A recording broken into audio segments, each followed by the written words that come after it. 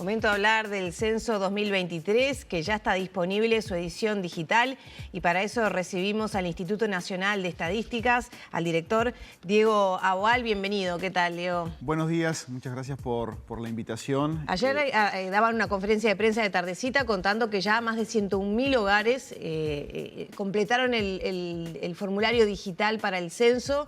¿Es un buen ritmo ese? Bueno, a ver, yo realmente me sorprendió la cantidad de uruguayos que respondieron los primeros 3 días que tenemos el cuestionario censal abierto. Es decir, estimamos que estos más de 100.000 hogares, en definitiva, porque cada cuestionario censal es un hogar, representan, estimamos, en el orden del 8% de los hogares uruguayos. Es muchísimo en 3 días. Así que nada, estamos muy contentos, así que agradecer a la ciudadanía, agradecer a los uruguayos. Teníamos esperanzas de que ocurriera algo como esto, en el sentido de que, bueno, tenemos una cultura digital muy importante los uruguayos, tenemos una buena conectividad, alrededor del 90% de los hogares tienen conexión a internet, ya sea móvil o fija. Y tenemos una cultura cívica de aportar cuando son causas nacionales, y esta es una de ese estilo. ¿Hay una meta de cuánto avanzar en esta etapa digital? O sea, ¿qué porcentaje de la población? Lo que pasa es que es muy difícil porque depende, en definitiva, de las opciones que tomen los vecinos. Digamos, es voluntario, por tanto, es muy difícil hacer proyecciones. Lo que sí tenemos antecedentes a nivel de América Latina, que, digamos, con excepción de Argentina, que llegó a un 50% de la población, el resto de los países no ha pasado de 10-12%. Y nosotros ya en 3 días estamos en un 8%. Así que es esperable que por lo menos sea más que eso. Por eso, yo creo que seguramente, ojalá alcancemos a Argentina, lo superemos, pero seguramente seremos al menos el segundo en América Latina. Es decir, yo creo que esa meta es más que alcanzable, o sea, superar un 12% creo que es más que alcanzable. Veremos cuánto más, ¿no? Todavía tenemos hasta el día 17 de mayo, así que tenemos unos cuantos días más todavía. Entre Montevideo y Canelones sumaban prácticamente 70.000 hogares que ya se habían censado. Si uno mira la globalidad, que es poco más de 100.000, se termina concentrando en la zona metropolitana con una brecha significativa entre los departamentos del norte y los del sur. ¿Qué análisis hacen ustedes de esa cuestión en particular? ¿No llega la información? ¿No está el acceso a esa cuestión digital de la que hacíamos referencia? Sí, a ver, yo creo que puede ser multicausal. Yo creo que era esperable que el área metropolitana tuviera una respuesta mucho mayor. De hecho, los 3 departamentos que están encima son Montevideo, Canelones y Maldonado. Maldonado también ha tenido una respuesta importante. Y luego los departamentos que han tenido una menor respuesta son los que están en la frontera norte. O sea, Artigas, Cerro Largo y Rivera. Estoy repasando los datos de ayer. 865 Artigas, por ejemplo. Flores 791, pero también es un departamento pequeño. Exactamente, 804.33. Paysandú, no sé, 2.328, no sé si es bueno o malo. Por eso, ayer mostrábamos, probablemente no esté disponible, pero digo, un mapa del Uruguay, donde allí con los colores veíamos claramente qué era lo que estaba ocurriendo. Tenía un color celeste sobre el sur del país. Artigas, Rivera y Cerro Largo los más comprometidos. Exacto, en términos de la cantidad de población y de los hogares que hay allí, son los 3 departamentos que van al fondo de la tabla. Pero, digamos, por supuesto, allí digo, pueden haber elementos de menor acceso a internet, pero también pueden haber elementos de que las acciones de comunicación estén llegando más hacia el área metropolitana que hacia Rivera. Yo, de hecho, tuve una entrevista en Radio Rivera hace algunos minutos y, bueno, me decían que en Rivera se escucha menos el censo, o sea que también pueden haber elementos vinculados a comunicación, que son cosas que tenemos que eventualmente revisar y poder aumentarlo para que los departamentos del norte puedan conocer y luego sumarse a esta vía, bueno, ¿no? Para meternos de lleno en la cuestión vinculada al censo, que creo que hay dudas que se han generado, incertidumbres, de por qué dice esto y no aquello. Una de las preguntas que ha estado sobre la mesa dentro de la cuestión vinculada a personas es quién es el jefe de hogar. ¿Qué está pasando con eso? Que intentamos explicarlo, pero bueno, a veces queda esa duda. Y tal vez hablaba de un término tal vez un tanto Mejor. retrógrado Sí. para esta época. Sí, a ver, primero decir cuál es el sentido de esta pregunta, ¿no? Hay una pregunta que dice, digamos, básicamente que se determine quién es el jefe, jefa de hogar o referente de hogar. Yo creo que la palabra que deberíamos usar más es la de referente del hogar. Y, digamos, el único objetivo que tiene esa pregunta, o el objetivo fundamental que tiene esa pregunta, es tener una especie de ancla para después determinar el parentesco de todos los demás con respecto a esa persona.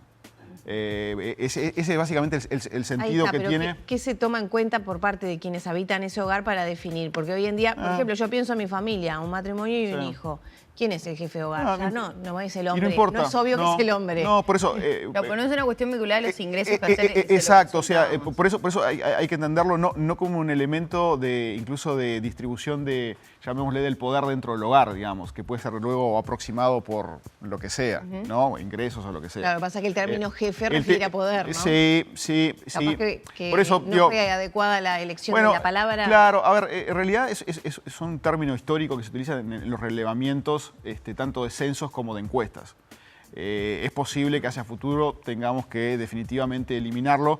Que pasa que a veces es un término que permite tal vez algunas generaciones ubicarse rápidamente en elegir a una persona. Pero digamos, en realidad el ejemplo que ponías, no importa cuál de los dos pongan, porque simplemente el objetivo es que los demás sepamos qué relación tiene con esa persona. Es eso, ese es el objetivo fundamental. No, o sea, no hay que buscarle... Dentro del hogar es el anclaje, digamos. Es el anclaje. Ahí tiene una pareja y tiene un hijo. Eso, exacto, ese es el objetivo. Bien. Entonces, pero bueno, yo sé que estas cosas más se prestan hasta para elementos en redes sociales. Sí, fue como el tema de... Claro. Alguno iba a aparecer igual, Sí, ¿no? Pero... Siempre alguno iba a aparecer, pero este fue un tema que además en redes sociales se presta para muchas cosas. Pero ese es el sentido fundamental de esta pregunta. Es simplemente buscar como un anclaje en el hogar de una persona que sea la referencia para que los demás sean parientes de ¿no? Ahí está. Y esta pregunta me lleva a otra más general, que es ¿qué pretende obtener en cuanto a información el Censo 2023 a nivel general? Sí. ¿Qué tipo de información, qué novedad hay con respecto al censo anterior que ya tiene unos cuantos años? Sí, a ver, los censos buscan por una parte saber cuántos somos, que por supuesto eso es muy importante. Es decir, luego a la hora de la política pública, incluso las transferencias de recursos a los diversos departamentos, a las diversas municipalidades, la cantidad de gente es un elemento, por supuesto, relevante para saber a dónde van los recursos. Luego buscamos saber quiénes somos, es decir, caracterizarnos, qué promedio de edad tenemos, qué nivel educativo promedio tenemos, qué tipo de ocupaciones tenemos, elementos vinculados a la discapacidad. O sea, saber quiénes somos es un segundo gran elemento que es importante en los censos. Y también saber cómo vivimos. Y por tanto allí hay muchas preguntas vinculadas a la vivienda en la que vivimos, ¿no? Y sobre todo acá es importante, bueno, determinar posibles limitaciones de las viviendas. Esta información luego es muy útil, por ejemplo, para determinar planes de viviendas, bueno, dirigidos allí donde hay más limitaciones, planes para hacer saneamiento, por ejemplo. Entonces, básicamente, esos son los grandes propósitos. Y luego hay una serie de otros elementos, ¿no? O sea, vamos a saber cuántos son los inmigrantes en Uruguay. Ese es un dato muy relevante. De hecho, aprovecho de insistir. Más de un año viviendo en Uruguay deben llenar el censo. Exacto. O que pretenden estar más de un año en Uruguay. Así que todos los extranjeros que residen bajo estas condiciones en Uruguay tienen que ser censados. Tengan o no documento. Digamos. Tengan o no documento, porque además hay que recordar que el documento de identidad es un elemento opcional y además perfectamente todos podemos censarnos en la fase también presencial. O sea que los extranjeros también deben ser censados en el territorio nacional. Pero sí se mencionaba la cuestión vinculada a la salud, enfermedades y demás, más allá de lo que se intenta aplicar respecto a la discapacidad. Se ve, por ejemplo, si hay trastornos del espectro autista en alguno de sus integrantes. ¿Faltó algo más vinculado a la salud? Pienso, por ejemplo, en un reclamo histórico de la Asociación de Diabéticos de nuestro país. Sí, a ver, lo que uno siempre tiene el dilema cuando hace censos en que uno quiere llegar, los censos son un instrumento universal o casi universal, porque digamos, yo siempre insisto, no existe un censo que llegue al 100% de la población, eso no existe ni en Uruguay ni en ningún lugar del mundo, pero sí uno tiene que tener una cobertura amplia del orden del 95% o más llegar. Entonces, esto hace que sea un ejercicio complejo, tenemos que llegar a mucha gente y si hacemos un cuestionario muy largo, lo que ocurre es que Claro. vamos a reducir esa tasa de cobertura. ¿Por qué el trastorno autista y no otras cuestiones vinculadas a discapacidad? Y bueno, digamos, se ha hecho análisis de diversas preguntas y algunas han quedado por diversos motivos afuera y otras han sido incluidas. Son decisiones que se van tomando. En base a políticas que se pueden implementar a futuro. Sí, y digamos, o sea, el instituto recibió muchas demandas de muchas dimensiones distintas y lo que se ha hecho es evaluar a través de diversos criterios la pertinencia o no de la inclusión de esas preguntas. Entonces, pero en realidad yo diría al 95% de las solicitudes tuvimos que decir que no para tener un cuestionario que aprovecho de decir que se hace en unos 25 minutos, 25-30 minutos. A todos los miembros del lugar se pueden censar en ese tiempo. O sea, es un formulario relativamente rápido. Sí, eso... y eso facilita que la gente responda. Yo todavía no lo hice, te comentaba antes de arrancar la entrevista, pero todas las personas que conozco que lo han hecho me han mencionado la facilidad de hacerlo, Sí. que se hace rápido y fácil de ir avanzando. Exacto, en se el hace cuestionario. rápido y fácil. Además, hay que decir, o sea, nosotros...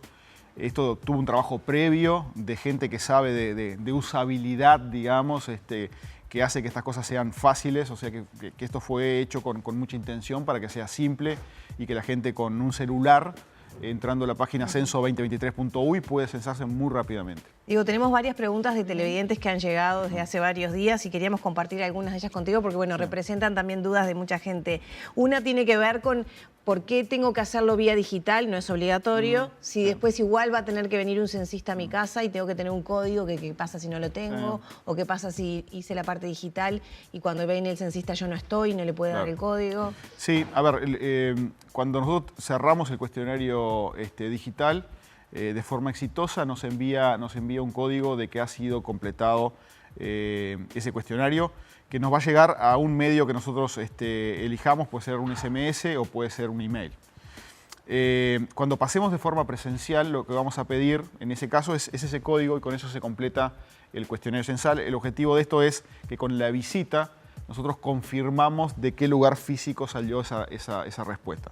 De todas formas, nosotros podemos pegar en la ventana, digamos, de nuestra casa o podemos entregarle al portero y que el portero lo entregue porque de todas formas eso nos va a permitir geolocalizar la respuesta. O sea que no necesariamente tenemos que estar en el hogar, pero además sería conveniente que compartamos ese código con todos los miembros del hogar.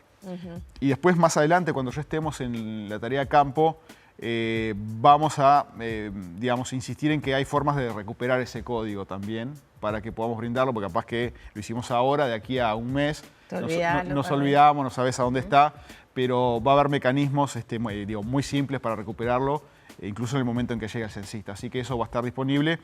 Va a haber también una carta por debajo de la puerta donde nosotros dejamos el aviso que estuvimos y eventualmente un mecanismo allí también para recuperar ese código. O sea, van a haber múltiples formas en que ese código puede llegar a nuestras manos y que nosotros podamos ubicar la respuesta en el territorio. ¿Qué pasa con la cédula de identidad que ayer ya se explicitó nuevamente que no es obligatorio ingresar ese dato? Sería el ideal justamente para que no se repita si hay otro miembro de la familia, al igual que el número de contador. Pero también en estas consultas que llegan de televidentes, quienes tienen cédulas por debajo de 1 millón, o sea que no tienen ese primer dígito de 1 millón, no están pudiendo acceder. ¿Qué es lo que está pasando? ¿Qué han detectado? ¿Y qué se le puede explicar también a la población? Sí, a ver, dos cosas. Bueno, lo primero, efectivamente lo que señalabas, el dato de la cédula no es un dato obligatorio. Segundo, no es una excepción que Uruguay pida la cédula, ya lo han hecho Perú, Ecuador, Colombia, Paraguay, es decir, han sido incluidos en los censos. Y además decir que los datos, están protegidos. Los datos a nivel individual existe lo que se llama secreto estadístico, que obliga al instituto a no divulgar luego la información identificada. Además, esto cuando llega al INE, los datos identificatorios de la persona se separan del resto de los datos y se encriptan y se almacenan en lugares distintos. Entonces esto también da una protección adicional a esta información. Y finalmente hay un dictamen de la Unidad de Regulación y Control de datos personales que dice que el instituto puede recoger la cédula bajo las condiciones de seguridad que se establecieron. Termina, perdón. Sí, no, porque la segunda parte de la pregunta era importante en el sentido, aquellos que tienen cédulas que tienen 6 dígitos, digamos, lo que tienen que hacer es cargar todo el número con el número verificador y ahí van a poder entrar. De todas formas, debo corregirme, podían entrar haciendo eso. Nosotros ya esta noche subimos una nueva versión donde... Se ajusta un poco más exacto, donde ahora con 6 dígitos van a poder acceder. Podían acceder igual, incluyendo todos los números con el dígito verificador. Ajá. Eso fue lo que estuvimos informando en el call center y por lo tanto podían accederlo de esa forma. De todas formas nosotros ahora, ya a partir de las 2 de la mañana precisamente, subimos una nueva versión. Me imaginé lo que han sido estos días de trabajo. Sí, y los ingenieros de sistema, o sea, muy agradecidos porque es la gente que trabaja en las madrugadas, porque es cuando uno puede subir actualizaciones y mejoras, así que muy agradecidos a Antel, a HG, que es una empresa subsidiaria de Antel. Me mandaron a las 2 de la mañana, está resuelto el problema. Bueno, obviamente siguen las cataratas de consultas, Sí, ¿no? por ejemplo, ¿qué pasa? Dice, quise realizar el censo digital y como pago sin factura no tengo todos los datos y no puedo realizarlo. Bueno, La factura igual existe de forma digital, ¿no? La factura existe de forma digital, digamos, le debe llegar algún email y si no, puede entrar a UTE, a la página de UTE y de allí descargar una copia de la factura. Así que eso puede hacerlo. ¿Los uruguayos en el extranjero se tienen que censar? Bueno, si van a estar, digamos, es como lo inverso de las personas que están acá por 12 meses o más. Si es alguien que va a estar 12 meses o más en el exterior, no. Si es un viaje transitorio, sí debería ser censado. Menos de un año no, más de un año sí. Correcto. Entonces, allí... Al revés, en realidad. Si se va más de un año no tiene que hacerlo. Y si es menos que un año, sí. Entonces, allí los miembros del hogar deberían de censarlo como parte de ese hogar. O sea, ¿desde el extranjero se puede acceder a la página? Bueno, no, digamos. Bien, eso es un dato importante. Sí, digamos, tenemos en realidad habilitado solo la posibilidad de que se acceda de Argentina, porque en realidad algunas de nuestras operadoras de celulares en Uruguay utilizan IPs de Argentina y por eso lo dejamos abierto, pero por un elemento de protección y para evitar ataques a la página del censo se ha bloqueado el resto del mundo. Así que la forma es que algún familiar lo pueda hacer por esa persona acá. O si no, cuando retorne, digamos, nosotros vamos a estar en la fase de campo durante varias semanas todavía, cuando retorne lo censaremos de forma presencial. ¿Qué pasa con las personas que de repente viven o tienen que viajar por una cuestión de trabajo, durante la semana están acá, pero los fines de semana se van a su lugar de origen, a la inversa? Quienes también tienen casa de balneario, por ejemplo, en la costa, en otros puntos del país. ¿Qué pasa con esas situaciones de censo? Bueno, es importante resaltar que debemos censarnos en el lugar donde pasamos la mayor parte de la semana, digamos. Aunque sea 4-3. Exacto, aunque sea 4-3. Y únicamente censarnos y responder los datos de esa vivienda. Si es una vivienda de temporada, lo que tenemos luego, nosotros esa vivienda la vamos a censar en la fase presencial. O sea, si tengo una vivienda en un balneario, no tenemos que responder nada, porque hemos recibido preguntas como esa. ¿Qué hago con mi segunda casa? Nada, simplemente... ¿Ese hogar no se censa? ¿Esa vivienda no se censa? Esa vivienda, exactamente. Esa vivienda en ese cuestionario censal no se responde absolutamente nada. Simplemente respondo por la vivienda donde yo vivo, digamos, de forma habitual. Entonces, nada, no tengo que hacer nada con los datos de esa vivienda. Cuando pasemos nosotros, lo vamos a identificar como una vivienda de temporada, porque además vamos a los balnearios, vamos a recorrer, vamos a hablar con los vecinos, sabemos una vivienda de temporada y lo vamos a cliquear como eso, o sea que no se preocupen, simplemente incluyan los datos de las condiciones de la vivienda donde viven la mayor parte de la semana. ¿Qué pasa con los niños que tienen tenencia compartida, los padres, ¿no? Que viven mitad del tiempo en la casa de la mamá, mitad de la casa del papá, bueno, de las parejas. ¿Quién los censa? Bueno, sería importante que en lo posible se pongan de acuerdo, digamos, a dónde los censan y que no se cense 2 veces. De hecho, uno de los objetivos de la inclusión de la cédula es evitar ese tipo de duplicaciones, porque nosotros vamos a saber que eventualmente algún niño fue censado en 2 hogares distintos. Así que lo ideal sería que nos pongamos de acuerdo y que lo censemos en un único hogar, ¿no? Y por eso también la importancia del número de cédula, ¿no? Exacto. Para que no se repita. Claro. Porque con esto, digamos, nosotros podemos detectar fácilmente que, bueno, el mismo niño está siendo censado en 2 lugares distintos y por tanto evitar esas duplicaciones que si no lo estaríamos contando 2 veces, ¿no? 2 rapiditas. ¿Qué pasa si alguien se equivoca? Es una de las preguntas. Si pone mal una respuesta y cierra el censo y después ¿se puede reparar? No, o sea, no se puede volver atrás, ya fue. Lo lamento mucho. Claro. Sería la Exacto. respuesta. Sí, Hacerlo sí, con sí. tranquilidad para no cometer Sí, errores. y digamos, y este tipo de errores también ocurren en la fase presencial eventualmente, ¿no? Uno va al censista allí, le pregunta, no sé, el nivel educativo del resto de los miembros del hogar, uno responde, no sé, mi esposa tiene 10 años de educación y después llega a la casa y me dice, no, yo tenía 8. Claro. Ya está. Digo, es parte de las cosas que El ocurren. margen de error.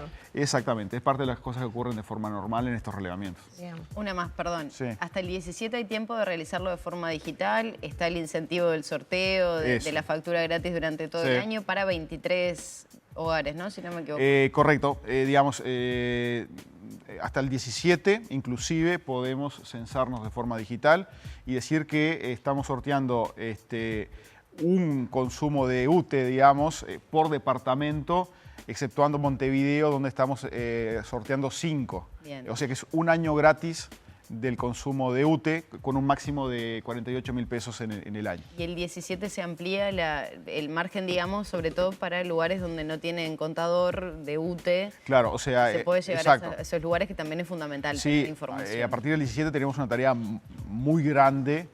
Hay que recordar que vamos a tener operativos normales, llamémosle, en las zonas urbanas tradicionales, pero luego muchos operativos especiales en zonas rurales, en zonas de asentamiento, población en situación de calle, población que vive en hogares colectivos como pensiones, cárceles, residenciales. O sea que ahí nos espera una tarea muy grande que de hecho ahora tenemos 2 canales y 2 grupos de gente trabajando. Uno que están trabajando sosteniendo el censo digital y otro grupo que está en las gateras preparándose para dentro de poco más de 2 semanas salir con más de 7.000 personas a la calle.